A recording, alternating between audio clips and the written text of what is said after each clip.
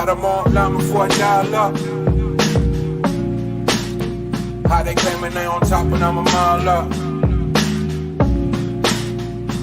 I had them online before I dial up. How they claiming they on top when I'm a mile up. I know the wall's closing in, but don't you dare give up now. Poe believed in me, pull up through some bucks down. Todd told the valet pull the truck round.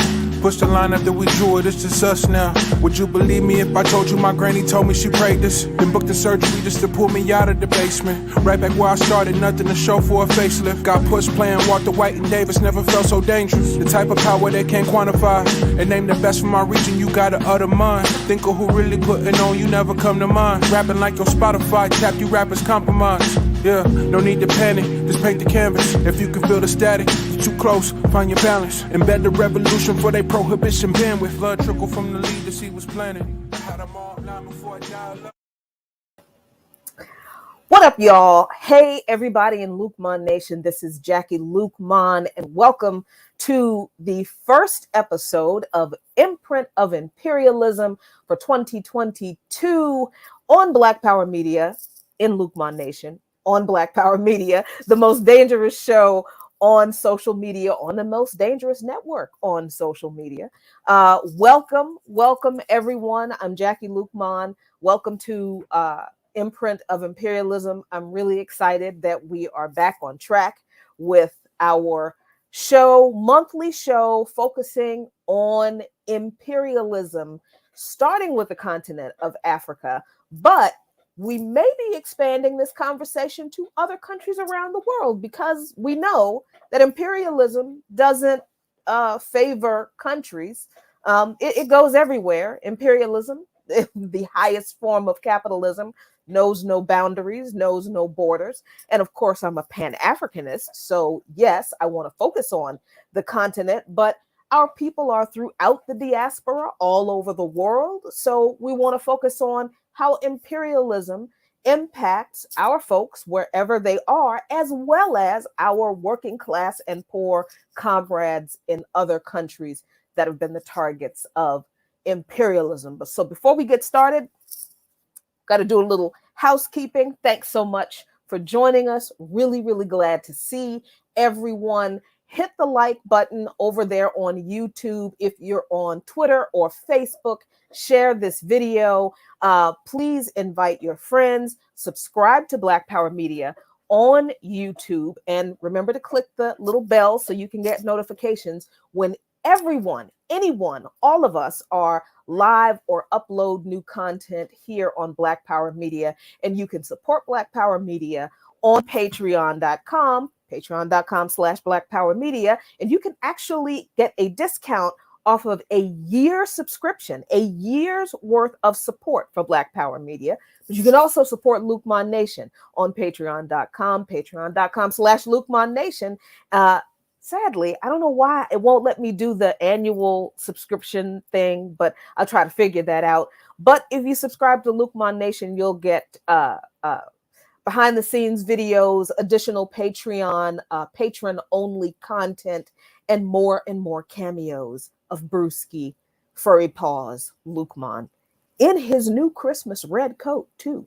So I am so glad that you all are joining us, and I am very, very glad to be joined once again by our friend and comrade, Milton Alamadi, editor of Black Star News. Milton, thanks so much for joining us. Revolutionary New Year, my friend. Good to see you. Happy New Year. Happy New Year. Can you hear me clearly?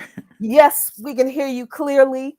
Very good. And I mean, I'm so glad that you were able to join again, because there's so much going on. There was so much going on the continent at the end of the year, you know, and it was almost too much to keep up with. But there were a couple of important things that I wanted to start with that I think sort of highlight why we do this, why these conversations are important.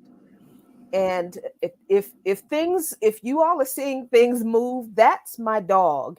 trying to get my attention by moving the monitor with his nose. So I'm just letting you know, Very intelligent. nothing spiritual is going on over here. That's just Brewski really mad that I'm not paying any attention to him. So Milton, I think the first thing that really struck me this year, news coming out of the continent of Africa, was Mozambique. And the fact that Mozambique has secured an IMF loan, the first IMF loan that they've had in 5 years. Right. And I feel like this is extremely important in the ongoing struggle for autonomy from Mozambique, and especially given the history, I think, of Mozambique kicking out the Portuguese and pretty much always being punished for that. So I don't want to editorialize. Give us some background into why the IMF being involved in Mozambique in 2022 is important, an important milestone in the development of that country. Well, it's basically it's another capitulation. It's another surrender, because the IMF is the financial arm and the enforcer of global imperialism. And I like what you said, that you're expanding to other regions, because imperialism is it's a system that locates certain regions in dependent, a peripheral position where they are exploited. You have the center, which are the highly industrialized countries, the United States, Western Europe, Japan. And then you have the ones that are trying to also get to that level, industrialize, the so-called newly emerging, and one of the leading ones, of course, was Brazil, particularly when you saw the dramatic changes under Lula, when the workers' income dramatically expanded. And then you have the ones that are still, I call them the reservations, sometimes referred to as the periphery countries. And these are the ones that since 1884 Berlin Conference have been producers of raw materials that go into the factories to make the industrial countries wealthier, increasingly wealthier, while at the same time impoverishing the countries that supply the raw material and supply the cheap labor. So, for example, when you see factories locating in African countries, some people sometimes, misleadingly see that as industrialization, but it's not. You can actually have factories without industrializing, because when we talk about industrialization, it means that the input for the products that you produce also comes from within that country, and the consumption is done within that country. So the country is producing goods that its people want, right, to consume, to improve their standard of living. So when you do that, there's a tie-in at every level. The worker in some part of the country is going to be producing some resource that's going to go into your own factory that you own, that's going to employ people, that's going to produce something that's used by another consumer within that country, right? So it's built-in process. We don't have that in most of African countries. So what we have, Mozambique, in recent years, they've discovered mass quantities of natural gas, making it one of the largest reserves of natural gas in the world, Mozambique. A lot of it is offshore, but a lot is also on land. And when I say natural gas, it's also not only natural gas, they also have petroleum.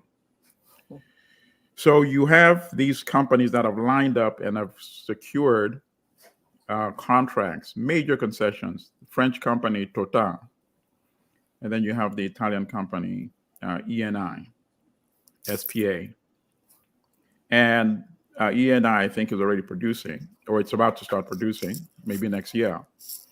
They've built this offshore rig that's cost about almost $3 billion. So if they're willing to sink in $3 billion, you know there's a lot of money that is going to be made. Mm-hmm. And then you have the French company Total, which is sinking in $20 billion, not million, billion with a B. Billion. And their operation is supposed to start around 2026 or so. So obviously, the IMF is going to be there because Mozambique is now within the clutch of the global system. And the IMF, as you know, is the enforcer. As Walter Rodney says, whenever the IMF, and I'm paraphrasing him, but he said, when the IMF gives you money, it demands flesh in return.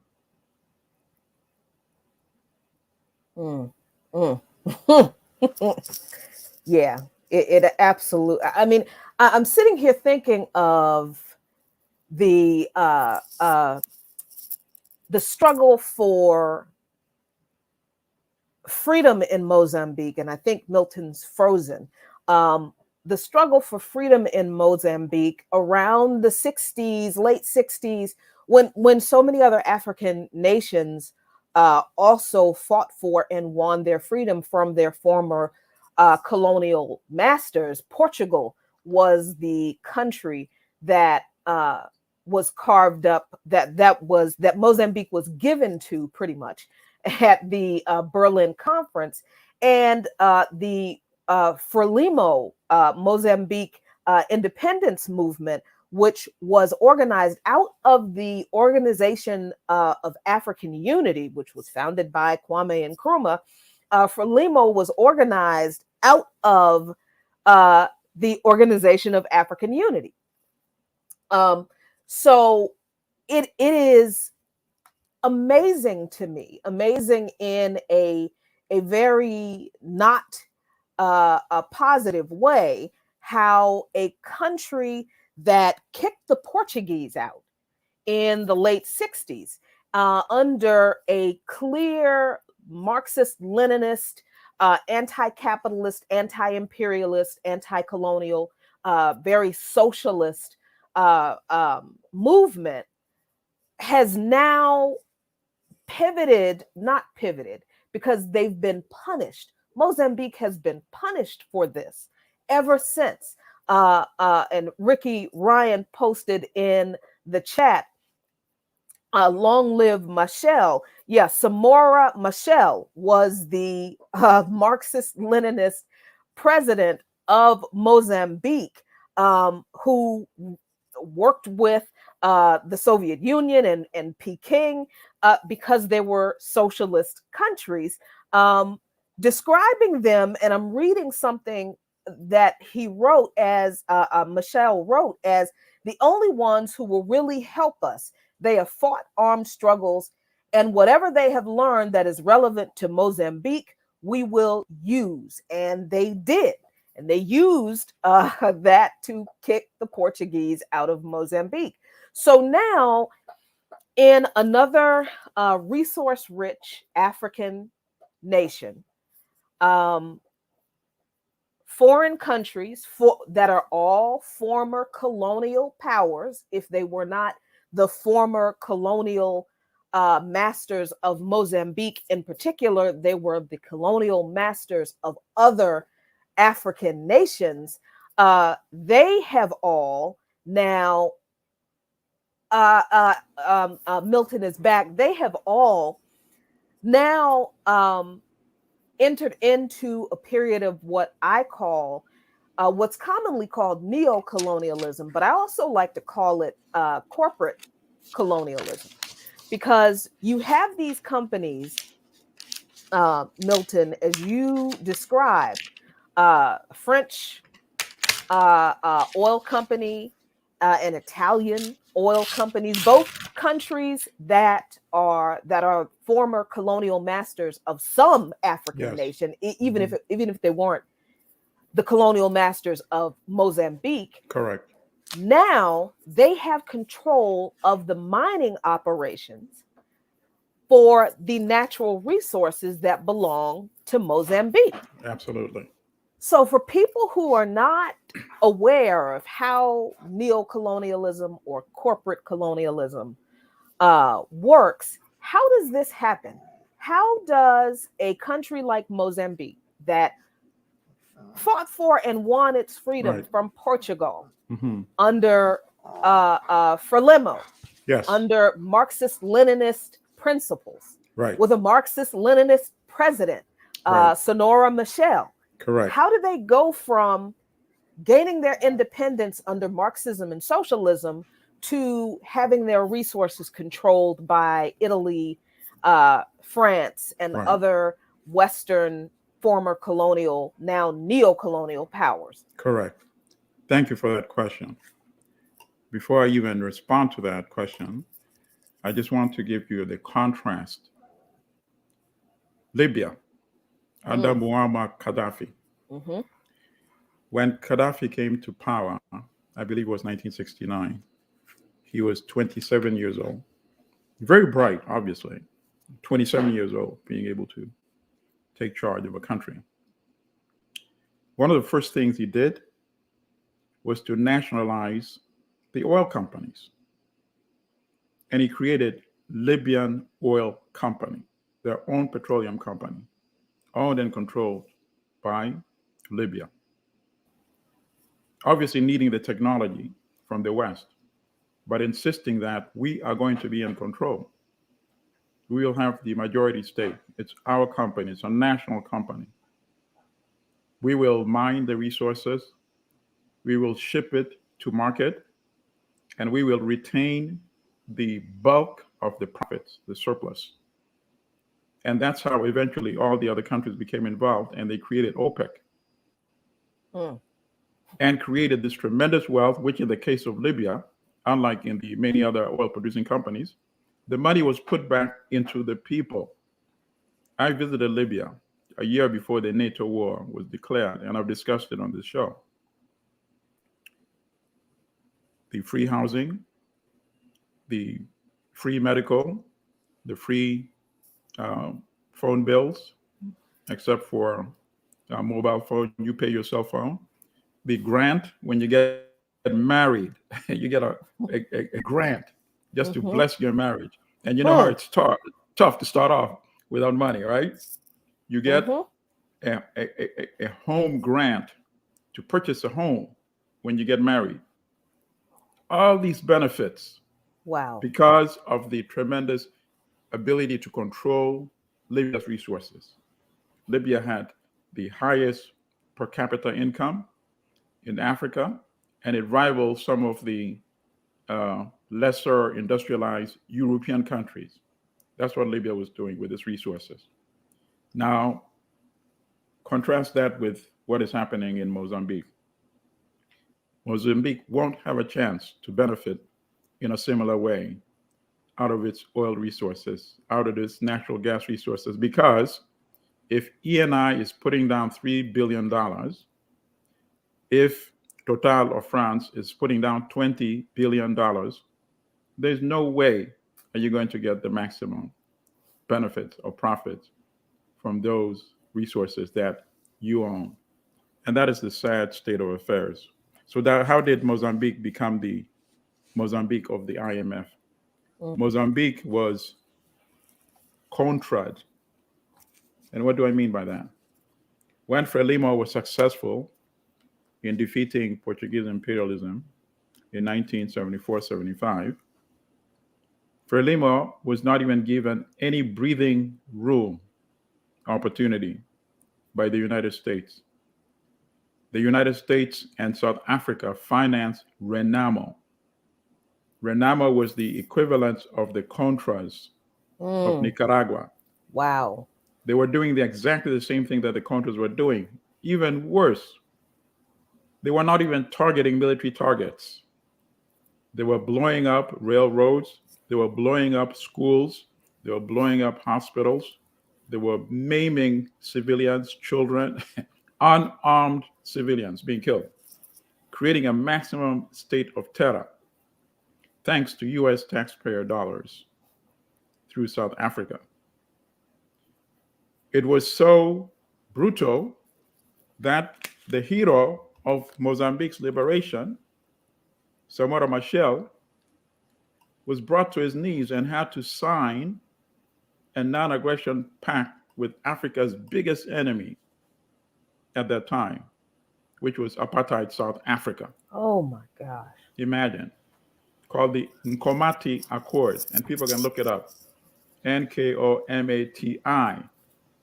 And then within a short time, they still killed him anyway.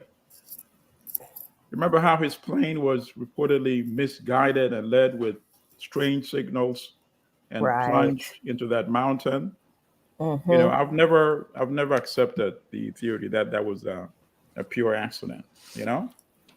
So that is how Mozambique ended up on its knees.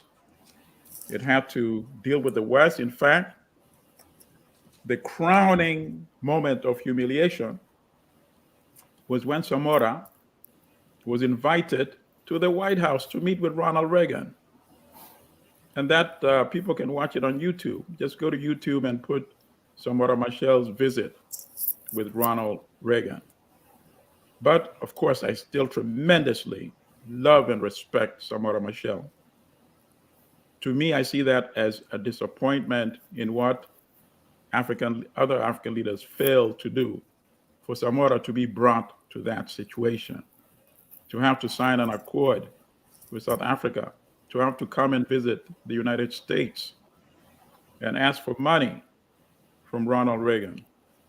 Imagine.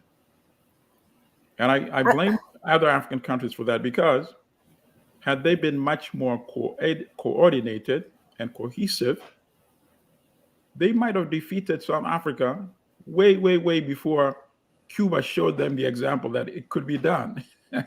Wow. In 1987, 89, at the Battle of Quito Cuernavaca, when tiny Cuba flew tens of thousands of troops all the way to Angola and helped the Angolan army and the ANC and SWAPO deal a decisive blow to South Africa.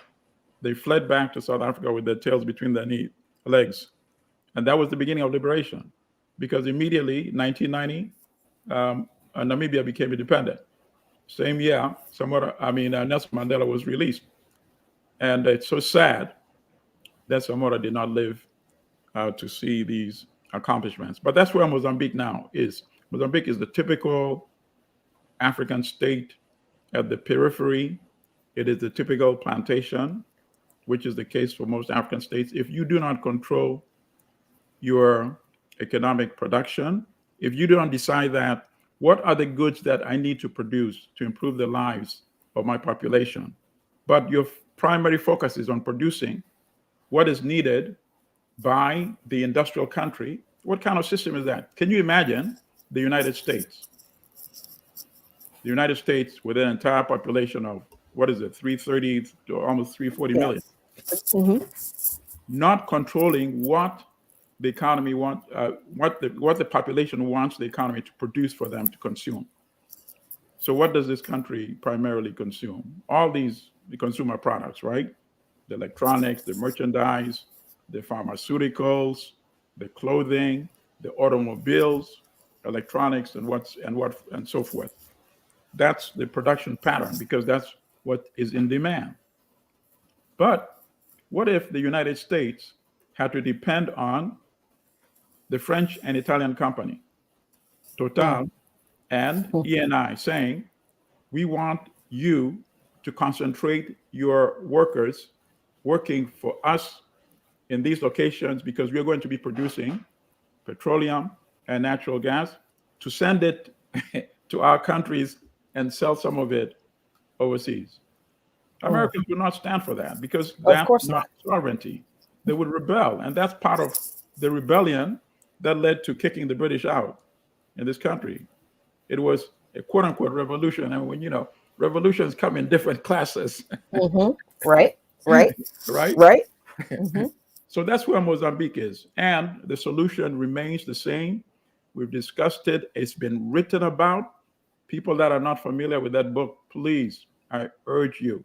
I myself have 3 or 4 copies because I like to give it to friends that I meet, I respect, that I know don't have it. I give it to them. And that book is Neo-Colonialism, the Mm-hmm. last stage of imperialism, in the introduction alone. And luckily, the introduction is actually online. You go online, you put Kwame Nkrumah, Neo-Colonialism, the last stage of imperialism, the introduction. It's about maybe 12 pages. You can see the PDF, but not the rest of the Mm-hmm. chapters. But if you read that introduction and it doesn't make you order the book, then you have a problem. I'm sorry to say.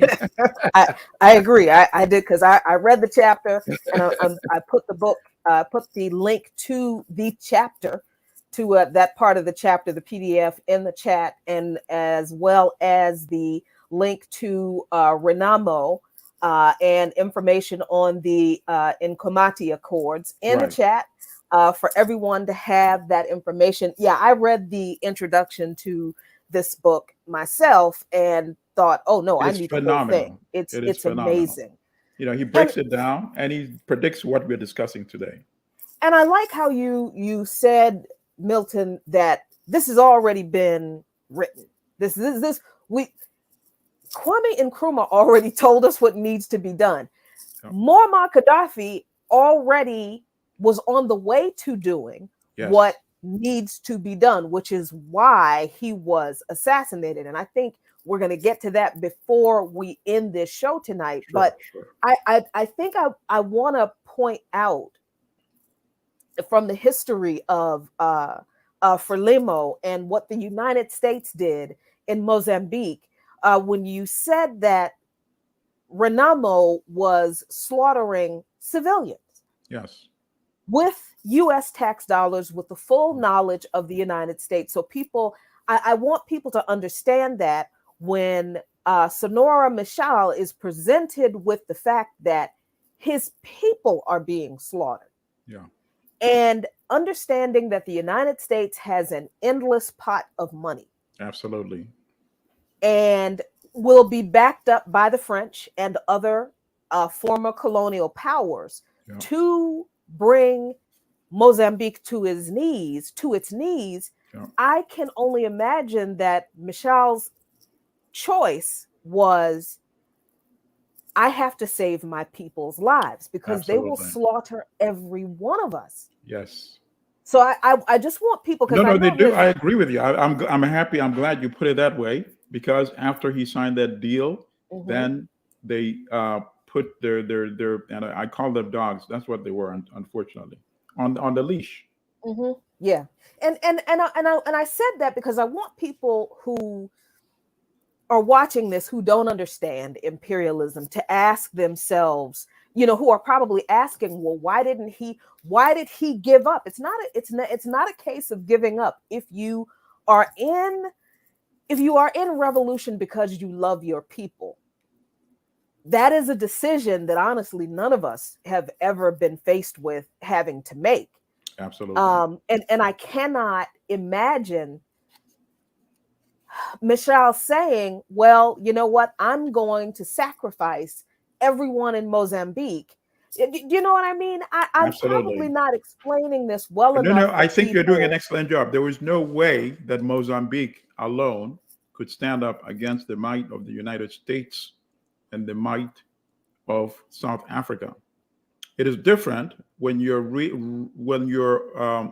conducting a guerrilla operation. Mm-hmm. You hit the enemy on his weakest spot. You fight on your own terms when you're ready, when you have advantage. So you could therefore bring down a powerful state like the Portuguese colonial state in Mozambique, which Samora Machel and Frelimo succeeded in doing. But now, and you put it in proper perspective, now you're responsible for actually running the affairs of your nation, right? To improve mm-hmm. the standard of living of your people, right. To improve the medical facilities, to send the children to school, to improve the food production system, to make sure that commerce continues, that you're exporting, to the rest of the world, you're importing. And now you have this terrorist organization with limitless resources from South Africa and from the United States. And you're dealing with that at the same time. It became impossible. It really became impossible. A solution would have been, okay, would other African countries be willing to send their soldiers to fight alongside Mozambique? And to its credit, Zimbabwe actually did. Otherwise, Mozambique would have collapsed much, much earlier. Samora would have been brought to his knees much earlier. At one time, thousands of Zimbabwean soldiers guarded the entire railroad line, which was Mozambique's lifeline for exports, to make sure that Renamo did not come and place bombs to disrupt this economic activity, and at a tremendous cost. So we have to remember that the sacrifice of Zimbabwe, that Zimbabwe actually did. But if more other African countries had been able to do that, and they might have been able to crush Renamo, it's much more difficult for the United States to line itself up and fight against 5 or 6 different African countries, because then it becomes a big diplomatic international issue as well. But it was easier for them when Mozambique was literally standing alone with some help from Zimbabwe. And that's why I always couldn't, in my mind, when I think Mozambique, I also think Zimbabwe, because in the back of my mind, I know that Zimbabwe was the only African country to come to Mozambique's aid. So I always kind of get those two confused.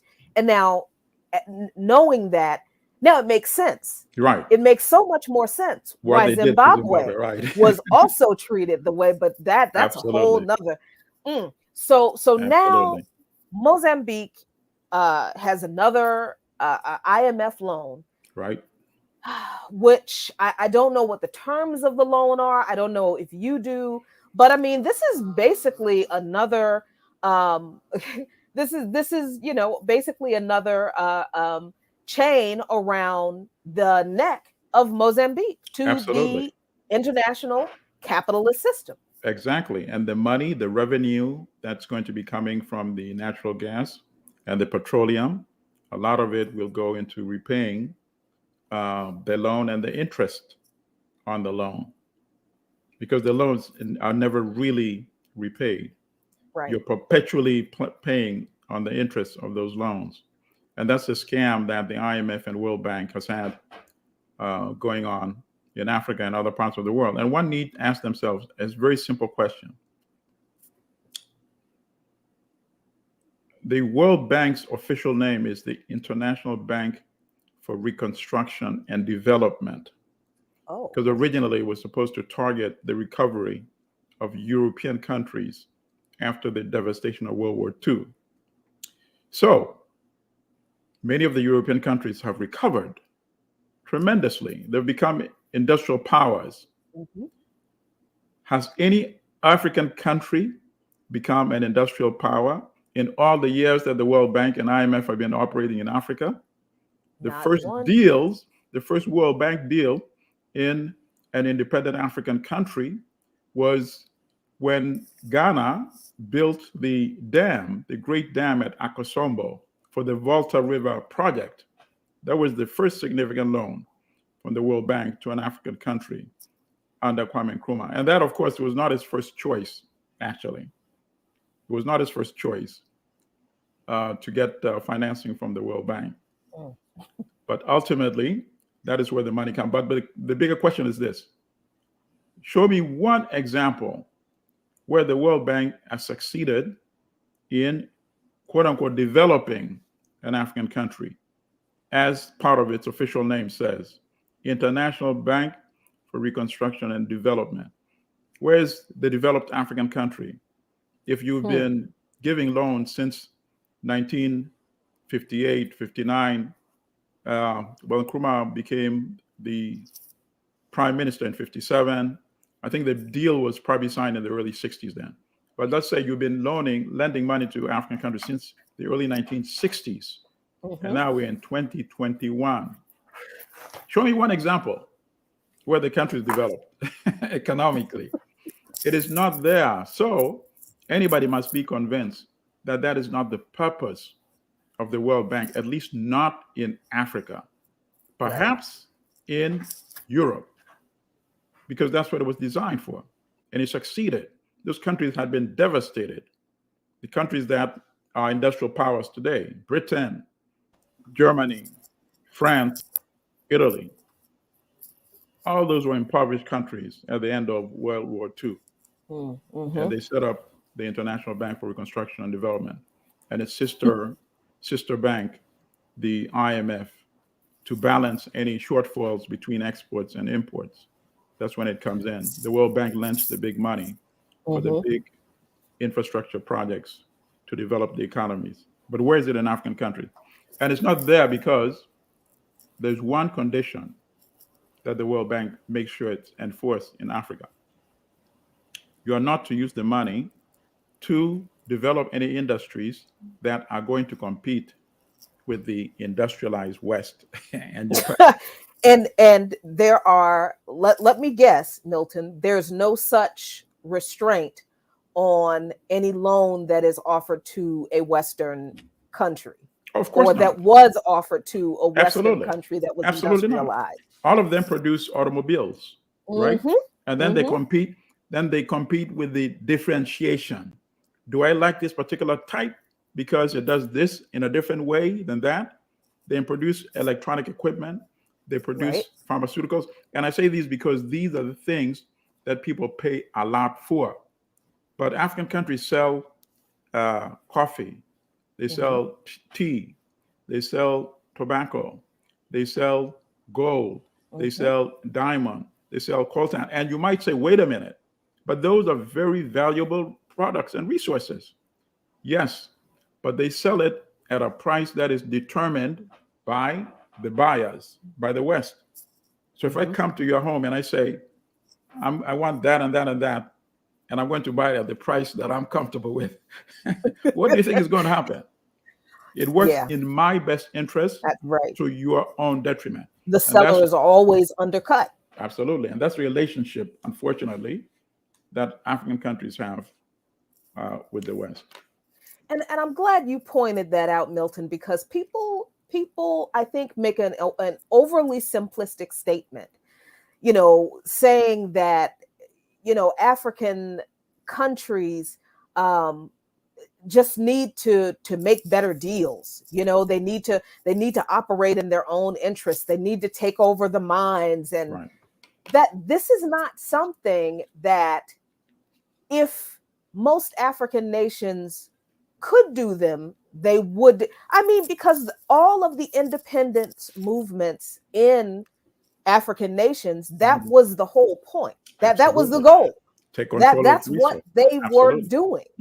But the history of Mozambique alone, where the United States funded a resistance movement to the independence movement, and made it impossible for the victorious independence movement to govern the country and establish the infrastructure to do just that, to take over the mines, to develop mining operations, to develop their infrastructure.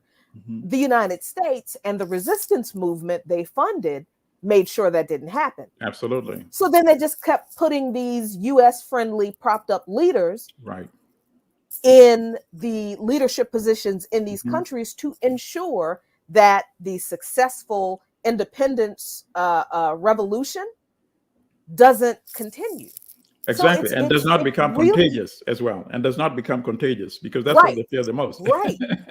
So we're really not talking about something as simple as, African countries just need to. No. This is why the history of how these African nations ended up in the positions they are in is extremely important. So I appreciate you making this plain about Mozambique. But I want to ask you now about a trade deal that looks good on the surface. that honestly we didn't hear a whole lot about. And because, you know, in the United States in particular, and in the West, I think probably in general, there's not a lot of news about the continent unless, you know, there's, you know, some unrest going on, right? Exactly. But last year, a policy called let me make sure I get this right. Hmm. The African Continental Trade Area Right. policy Absolutely. was implemented. And from what I understand, this was supposed to help African nations uh, uh, carry out free trade. Certain Yes. African nations carry out Hmm. free trade to benefit their economies and all that kind of good stuff. And I didn't hear anything about it until this year, didn't know that it was implemented. So Yes. I am wondering, Milton, how this policy came about, what countries are involved in it, Right. whose idea was it, and who has really been benefiting from it. Okay. Very good. In terms of whose idea, I would probably credit Kwame Nkrumah, Oh, all right. because this was So the far, so good. this was the modification of what he ideally wanted, which was political unity, a United States of Africa. And then, you know, the whole issue became, should we do it immediately or should we do it gradually? And Nkrumah, of course, said, let's do it immediately. Let's, at the meeting of the creation of the Organization of African Unity, which preceded what we now have, the African Union, in Addis Ababa, he said, we all have our foreign ministers attending this meeting with us. Let's have all of them set up a committee and start drafting the Constitution of the United States of Africa. Mm-hmm. And let's give them a deadline to come back and report to us and say, this is what we have. Let's work on it. And then let's come back next year and declare this United States of Africa. And let's discuss how the leadership would rotate from region in these early stages of the United States of Africa. But the agents of imperialism obviously were whispering to other African leaders, said, oh, Nkrumah is like egomaniac. He wants to be president of all of you. You don't want that to be controlled by Kwame Nkrumah. So the process broke into two different camps called the Monrovia camp and the Casablanca. Casablanca referred to the African countries who were willing to implement immediately a United States of Africa. And Monrovia include the ones that said, let's do it gradually over a longer period process. And I think, unfortunately, it included major countries such as Nigeria. I think Nigeria was in the Monrovia camp as well. And unfortunately, until he realized and he confessed that this was one of his biggest mistakes, Julius Nyerere, whom I respect tremendously, one of my favorite of all the African leaders of Tanzania, he actually also opposed Nkrumah's call for immediate African unity, and he supported the gradual thing. But I'm happy that in his lifetime, unfortunately, Nkrumah already had been overthrown and joined the ancestors. During a visit to Ghana, Nyerere, in making a speech, acknowledged and said, that was an error on my part. Because as the years went by and we all became used to all these symbolisms of state, you know, the state presidential mansion, the national flag, the national anthem, the thought of giving up all of that became increasingly more challenging as the years went by. So at the end of the day, Nkrumah was right. Nyerere at least was honest enough to confess that he made a mistake. So now, when the African Union was replaced or succeeded I'm sorry, when the Organization of African Unity, OAU, was succeeded by the AU, the leaders said, at least let's start with issues that we can unite on much more faster. And one of those happened to be economics.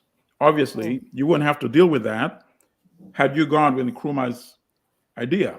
Because once you become a United States of Africa, the economic system is immediately unified. In fact, that's one of the things he said. He said, let's put up committees to create the national currency. Let's create up committees to harmonize our railway system, our airline system, transport and communication. So he spent a lot of time thinking it and working it out.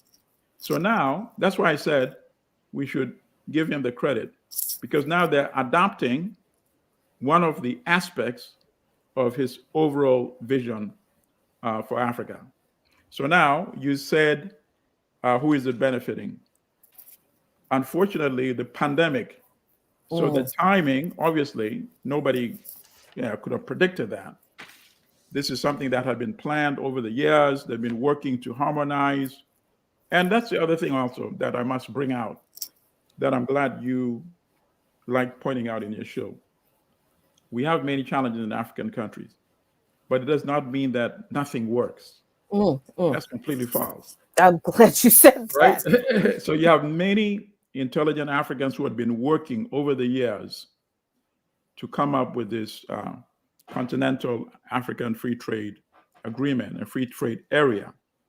And the objective is to eliminate all these taxes on products from each of the African countries, to eliminate it completely eventually. That is the goal. Meaning now, obviously, you're going to have expanded trade, because people will be able to import from another. And then I think I'm going to get in the habit of not referring to them as countries anymore. So I'm going to say another African region, products that they desire at a cheaper cost, because the cost of production there is cheaper. It's not subsidized maybe by the particular state in that region. So it's just going to expand commerce without a doubt. And all economists have acknowledged that, even Western economists. And of course, that is something that they fear, should this thing finally take off and become efficient, because it means intra-African trade amongst Africans is going to be expanded. And we have a lot of products. And sometimes products are created, as you know, once the market is there. You see? Right. Because now, if you have a large enough market, you can produce your automobiles. Because now you know they're going to be African consumers. But of course, that means you have to have a different set of policies for how you deal with the countries that already produce automobiles. And that's where the challenge is going to come. Because every country that industrialized, what they did was they protected their market first. So they would have high taxes, they call them tariffs, on things that, let's say before the US was producing cars. Well, the US, that's not a good example, because the US is actually one of the earliest producers of cars. So let's take a country like maybe Germany, which of course became very proficient in it, but was not the first one to produce. So Germany, at the earliest stages, would want to have very high taxes or tariffs on cars that would be coming in from the United States, to give itself enough time to produce its own automobiles and make sure that the German citizens are going to be buying it. Otherwise, Germans would want to buy cheaper cars from the United States and save money. But because the German state had a vision of becoming industrialized, they would rather the Germans bear a high cost at that level. And then after Germany becomes efficient in producing cars, then it's going to open up the market for everybody else. So, okay, now any country can sell cars now, because now their products are competitive. And now they know their citizens are actually going to sometimes prefer German cars over American cars, because now it's not only about the pricing. Now it's about the taste, the choice in taste, you see? Now, Mhm. are African countries going to be given that opportunity? That's another issue. But on the other hand, the trade within Africa is going to expand tremendously.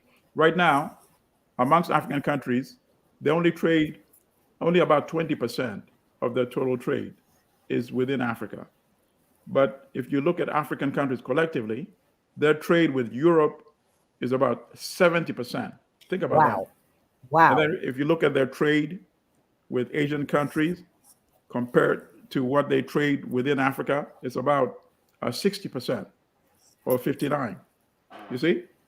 Wow. And you don't have When that. everything Africans need is right there on the continent, because Absolutely. everything the rest of the world needs is on Comes the. exactly. And that brings me to the challenge, as Yeah. you mentioned, because of course, if this is successful Yeah. and African countries expand, African regions, as you say, expand Yes. Mhm. trade among each other, that Yes. of course improves the quality of life, the standard of Absolutely. living for Hmm. people in all of the regions, Right. increases educational opportunities, Right. increases the flow of money, all of that Right. stuff. Right. Of course, the former colonial powers, the neo-colonial powers, the Yep. Western imperialists Hmm. will not like that, because Absolutely. then their trade with African regions will drop off precipitously. Absolutely. Absolutely. And that is going to happen, you see. So the challenge might also lead to solutions as well. Hmm. Because once these African regions become accustomed to the increasing standard of living, and they see that the challenge is going to be coming from outside Africa, they might be more willing to defend it. They might come to the conclusion that, you know what, we need a collective approach to defend these benefits that we are now seeing because of our own activities. So they might go back to Nkrumah's blueprint. And the rest of the book, by the way, I keep going back to it. It is so good because he breaks it down by region. So he says, for example, if East Africa could focus on producing this kind of product, and we here in West Africa can produce this, it means there's going to be a huge market for these West African products, because now our market is not only West Africa, but it's now East Africa and the rest of Africa. And he just doesn't say randomly. He picks products that he knows certain regions are already producing. Mm. I mean, it's a roundabout way to get people on the continent back to Nkrumah's vision of African unity, but it takes what it takes, and That's what we well put. we will continue to watch throughout the year as this policy plays out, because I think it is very, very interesting. Yes, it is. That it was not talked about at all in Western media, but it is a You have to huge. search for it. You have to search for it. You're right. Yes, yeah, and I came upon it quite accidentally, Mhm. just looking on the African news sites, and said, Yeah. "Oh, what is this policy?" Yeah. So But I think maybe it's not such a bad thing. Maybe it's I not such a bad thing. Let them get this it thing sounds good. working Hmm. efficiently before those that don't wish Africa well Hmm. try to undermine it. You know, I I see what think you. I Yeah, think keep within it under the 5 years, radar. I like that. Yes. yeah, I think within 5 years we're going to see significant impact from this. Had the pandemic not been Yes. raging by last year, I would say within 3 years. But it's a Mm. process that I think cannot be reversed anymore, because it was ratified by the parliaments of every African country, I think, except one. I think Eritrea is the only Mm. country that's not yet signed up. And eventually, obviously, I can see it signing up as well. Mm. You can't just stand And and watch as the rest of the continent become economically integrated. So right. I'm glad we discussed this, because this, to me, is one of the more hopeful developments that is ongoing on the African continent. Well, I'm glad that for once my cynicism was off. I'm, I'm, I'm No, glad but that but no, no, no, but no, no, no. But you're right. You're right to be skeptical, because if African countries are not careful, obviously the beneficiaries would be many of the European and industrialized countries as well. They would now increase the level of setting up factories in African countries to take advantage of this expanded market.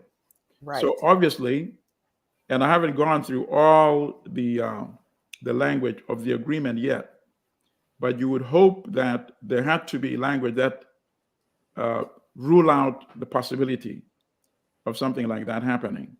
Because then at the end of the day, it would just be, because right now, as you know, many companies from the industrial West and the United States set up factories in African countries. Right. And they employ Africans, but as I said earlier, even though they may have these factories and industries, they're not really industrializing.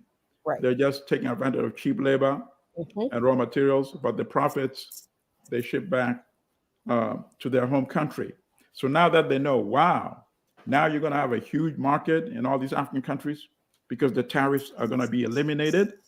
Now, if I was setting up one factory a year, now it's time to set up 10 or 20 factories a year. Right. Right. So right. I hope, and I need to look at the language of the agreement, that something like this would not be happening. And people that are smart enough to write such an agreement, I'm sure they would anticipate that and prevent that from happening. Let's hope that's let's hope that's true. And I echo Ricky Ryan's comment: one united socialist Africa, because one united capitalist Africa, that's not going to help it. No, absolutely, I agree with you. Not at all. No, All I right, agree with so you, totally. the last, and maybe not the last. Okay, but I guess this is a what do they call it? The sandwich where you give bad news, some good news in the middle, and then some more bad news. So we talk a lot about AFRICOM. We have talked a lot about AFRICOM. Yes. In the context of imperialism and the expansion of AFRICOM in many regions in Africa. But something interesting is happening that I think is related to AFRICOM, but it's not reported as being related to AFRICOM. Right. So I want to share really quickly this article that I saw. I do watch or I do read outlets like Politico and The Hill, because sometimes, and Foreign Policy magazine, because you get a lot of information about things that are happening around the world that you're not going to get from reading the Washington Post or the New York Times, or it's going to be buried so deep in there that you're going to get frustrated reading through all of the garbage and you're not going to see it. I thought this story was very, very interesting. This story is about Somaliland. Right. Basically positioning itself to be the proxy, I guess, for the United States. Right. And doing it because they can be a counter to China. Correct. Which has a military base in Djibouti. Right, which the U.S. has too, right? Right, which the U.S. also has a military base in Djibouti. So this article states that last month, a diplomatic delegation from the self-declared independent Republic of Somaliland, which broke away from Somalia in 1991, but has no formal diplomatic ties with major developed nations, worked the halls of Capitol Hill seeking sit-downs with whoever would meet with them. The delegation presented itself to the U.S. government agencies and lawmakers as an African ally, insulated from the instability and China ties that define many of its neighbors. And they go on to say that Somaliland brought solid anti-China credentials to those meetings. It slammed the door. Yeah, they say it slammed the door on aid and cooperation with Beijing in July 2020, when it inked a diplomatic relations agreement with Taiwan. And if you remember, Taiwan is claiming independence from China, although Taiwan is a part of China. So the United States is siding with Taiwan. We've talked about that a lot on By Any Means Necessary on Radio Sputnik. So, Milton, what does this mean? Why did Somaliland break from Somalia? And what is Somaliland doing? You know, I guess pimping itself out for U.S. support against Correct. China. Yes. And that's the other sad aspect of capitulation, another example of capitulation. Somaliland was the region of Somalia that had been governed under British colonial rule as British Somaliland. And the other part of Somalia was an Italian colony, and Djibouti, which is also essentially Somali peoples, was French. So you have these three imperial powers that ruled these same people under these fictitious lines drawn by the imperialists at the Berlin Conference of 1884-85 when they partitioned the African continent. So then you had, after independence of British Somaliland, I think the independence was less than a week, it decided to unite with their brothers and sisters who had been separated by that, artificial boundaries drawn by the Europeans. So reunited with the region that had been governed by the Italians. And that had become a trust territory because Italy had been defeated in World War II. So that territory that had been Italian colony had been placed under what they call trusteeship, which is another fancy word for colonialism. Yeah. So they united and created the Republic of Somalia. And then at one point, and they started off actually relatively, Somalia was referred, they had the most educated Africans, the most entrepreneurial Africans. Even up today, Somalians are some of the most entrepreneurial people in the world, bar none. And you see, what they've done even in this country, in the communities they've created in Minnesota, very viable. They're into like learning, they're into education, they're into commerce, which I love because it also shows and explodes this any myth that non-Africans have about Africans, Yeah. And to me, that is always the statement that when you have disruptions and you say, oh, why are Africans behaving like this, or African descendants, it shows to me that's clear proof that you need to go back and look at what happened to them to put them in that condition. So that is the nature of the Somali nation. And then, unfortunately, they had a ruler who knew how to manipulate the West. And at that time, the Soviet bloc, Mohammed Siad Barre, General Siad Barre, who overthrew the civilian administrators of Somalia and took power in 1969. And he lasted until 1991. And when you have somebody ruling by the gun essentially for such a long time, you're going to have all these problems when people believe that the only option of having different leadership is by taking up arms. I think the dog is giving you a signal that it's time for us to go eat or something. I think there was someone at the door. He's just such a pain in the behind when I'm not paying any attention to. So because Siad Barre governed for such a long time, all these domestic tensions started flaring up in different parts of the country. And then his last card was to invade the Ogaden region, which is a part of Ethiopia, even though inhabited by Somalis, Somali by ethnicity, because that also is part of the casualty of the colonial borders drawn up. So he supported an insurgency in that region, but essentially it was his regular soldiers pretending to be people who are from that region fighting for their self-determination. Oh Because my he wanted gosh. to unite that region, Mm-hmm. which is inhabited by Somalis, with the Mm-hmm. greater Somalia. And it was Mm. popular initially when he was supported by the United States. He had the weapons and he succeeded in seizing large chunks of territory.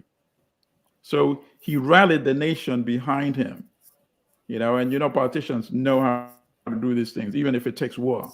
Mm-hmm. But then the Soviet Union came to the support of the government in Ethiopia at that time with lots of sophisticated arms. And they defeated Siad Barre in Ogaden. And then when his soldiers came back home, of course, soldiers are never happy when they lose war. And Right. often they take it out on the person that sent them to the war. And that is where Somalia really started to fracture at the Mm. seams. And earlier, in fact, the Somaliland region had rebelled many times uh, shortly after the union had been formed, especially after Siad Barre consolidated all powers. So when Siad Barre collapsed in 1991, they declared their formal independence. But as you pointed out, no country has recognized them. The good thing they have working in their favor is that it's peaceful, it's producing food, it's the economy is thriving relative to the other countries. So Mm. they have many good things working in their favor.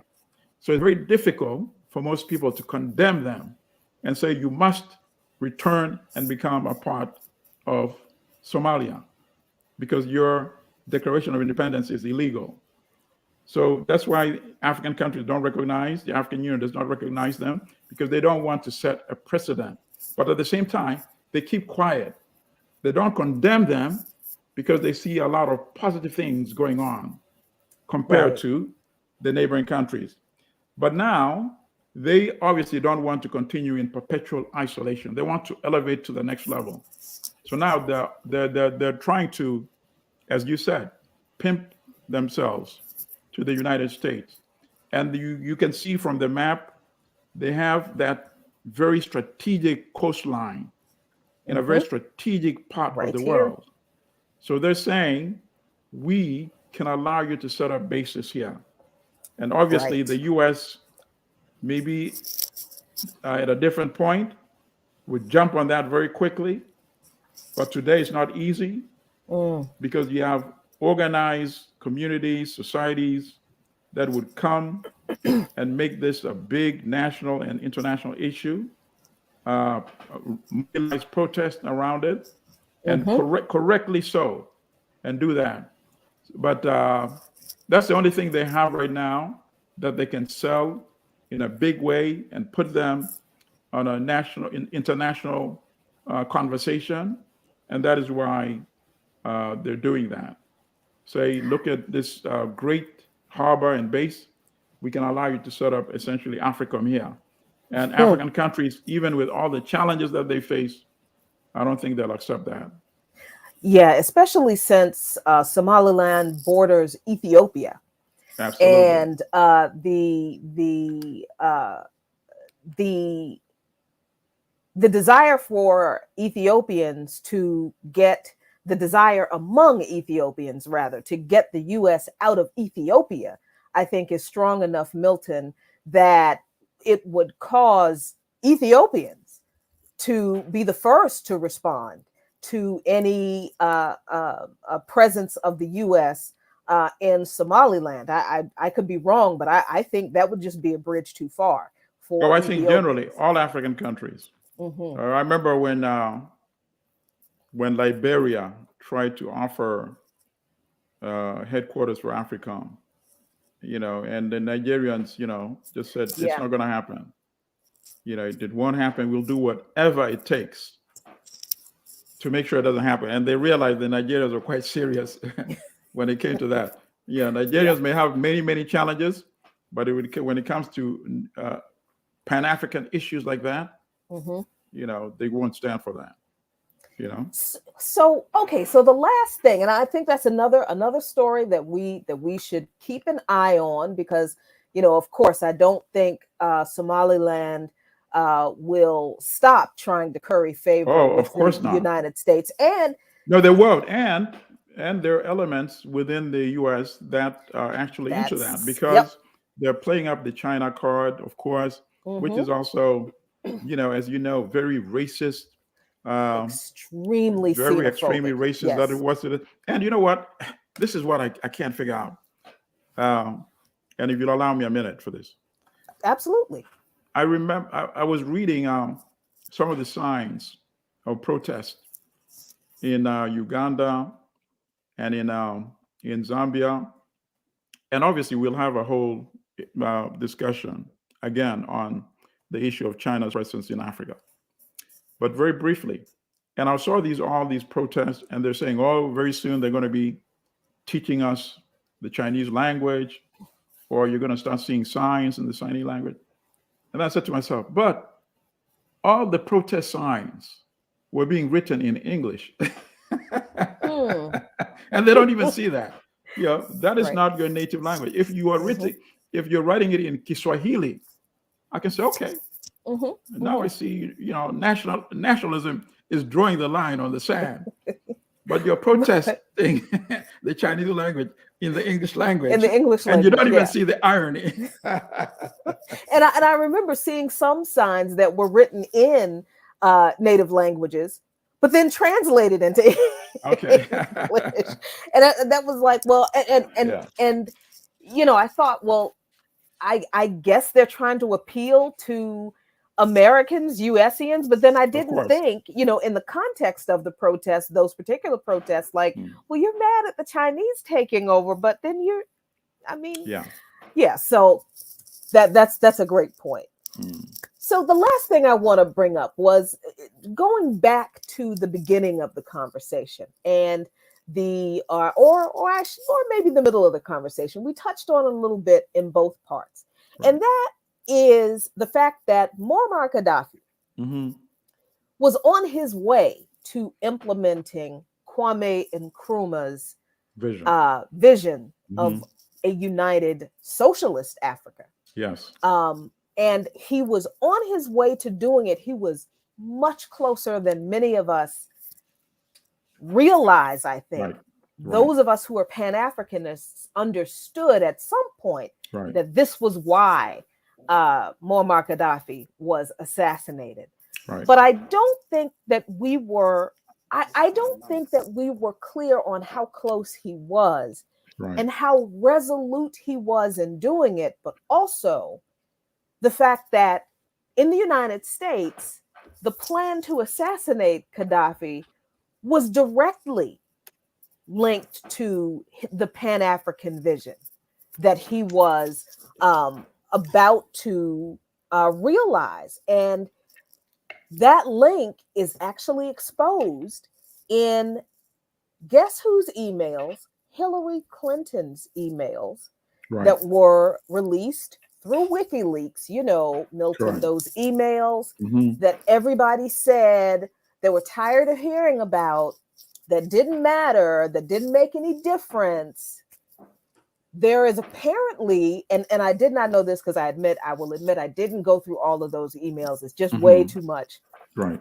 But there is an email from someone in the State Department to Hillary Clinton, I believe, where they lay out the fact that Muammar Gaddafi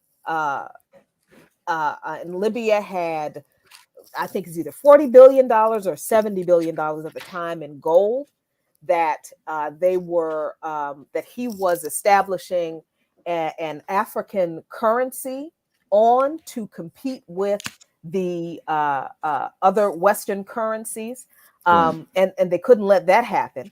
But also, the State Department official specifically mentioned Muammar Gaddafi's pan-Africanism and his plan to implement to establish a united socialist Africa. How important is this It's in very the important. fight for pan-Africanism today? Right. It's very important because obviously he had the resources to support the vision, which of course Nkrumah did not have.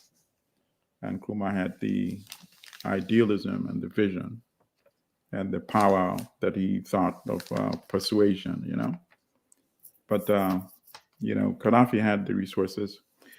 I think, if I recall, the 100 billion figure or 150 billion was in reference to Libya's what they call a sovereign fund, where, they just put, basically the savings for the country. That's what he was able to create, that fund. That, by the way, is a story in itself that we can focus on in the future.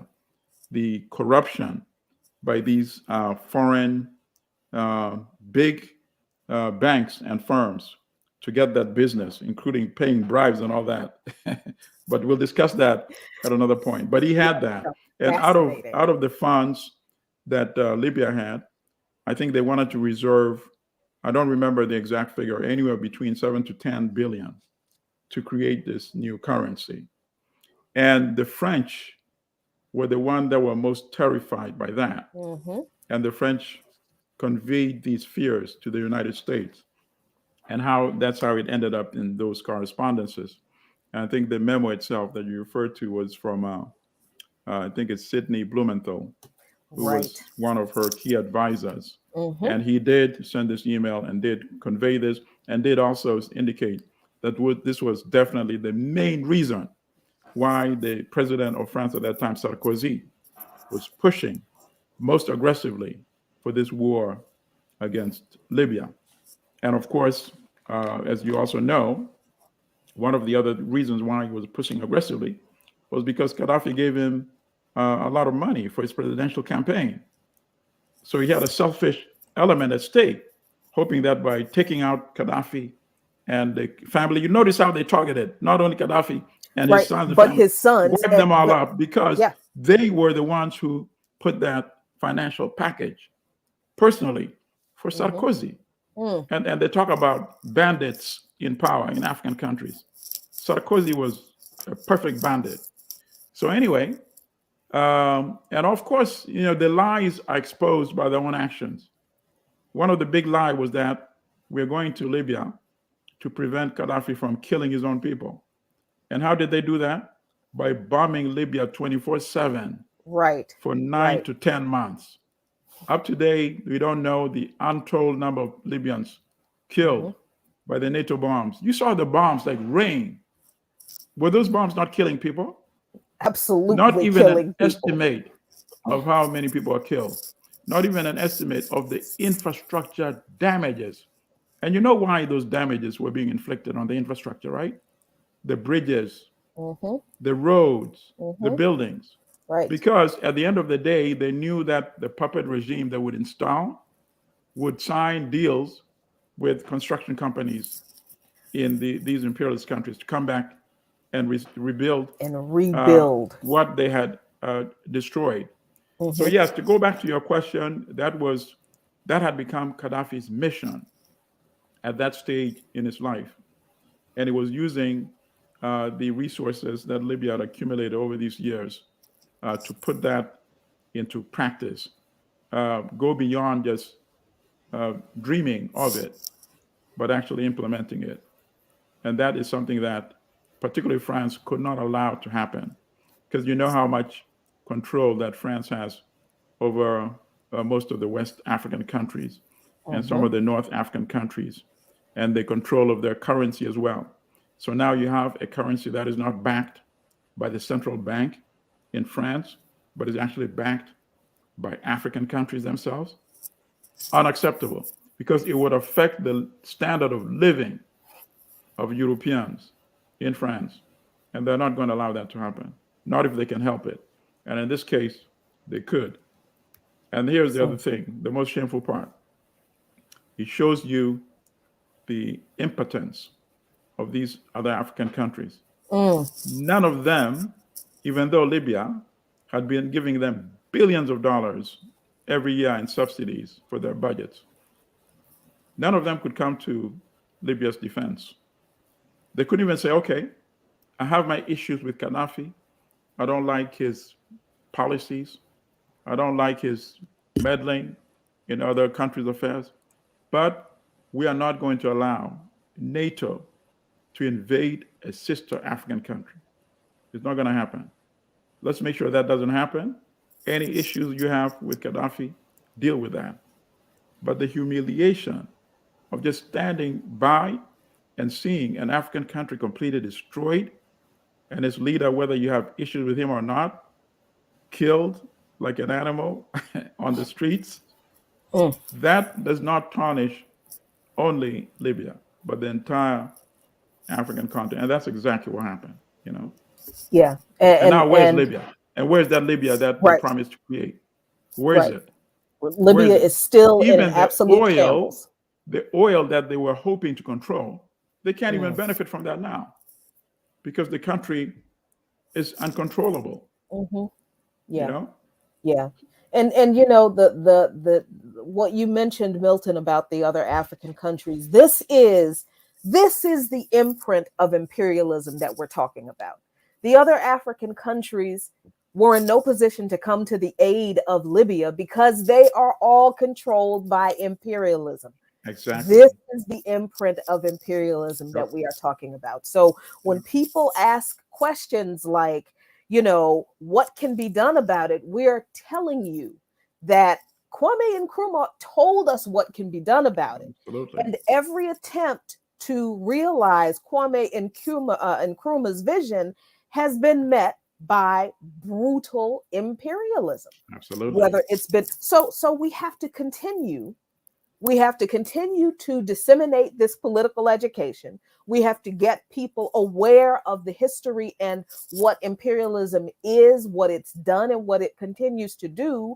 And we have to continue to work actively in a pan-Africanist, internationalist manner with people on the continent who are working toward that vision. If Pan-Africanism were not a threat, Muammar Gaddafi would still be alive. And there would be alive. They would all still be alive. Patrice Lumumba would have lived a longer life. Kwame Nkrumah never would have been overthrown in 1966, you know? Sonora Michel would still be alive. Absolutely. If Pan-Africanism really. were not important and a threat to Western capitalism and hegemony, all of our great Pan-Africanist leaders would still be alive, and Africa would be. Some would be with a little hunch and with walking sticks, but they would still be sharing the knowledge and wisdom, you know.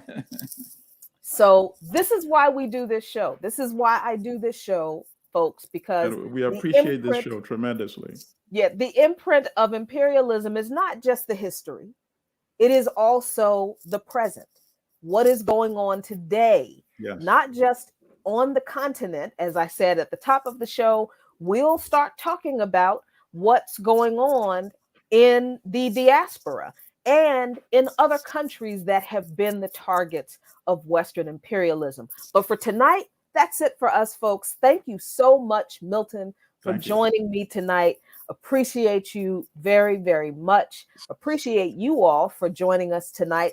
Join us next Friday for, I don't know what's going to be on Luke Mon Nation next Friday. There might be a surprise. I'm not sure, but you have to tune in to see.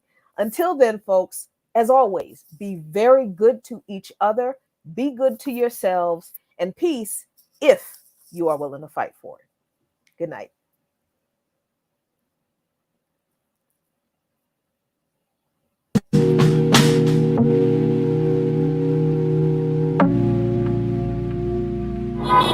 And they are out here throwing up the peace sign like they won something. I don't understand what they think they want. I need to revise. I did see white people this happy.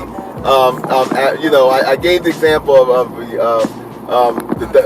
America and the Allies' defeat over Nazi Germany. But I haven't seen this many white people happy. There was a couple periods in history. One was when Nutella was introduced. And I mean, I haven't seen that many white people happy since Nutella was introduced and marketed and stuff.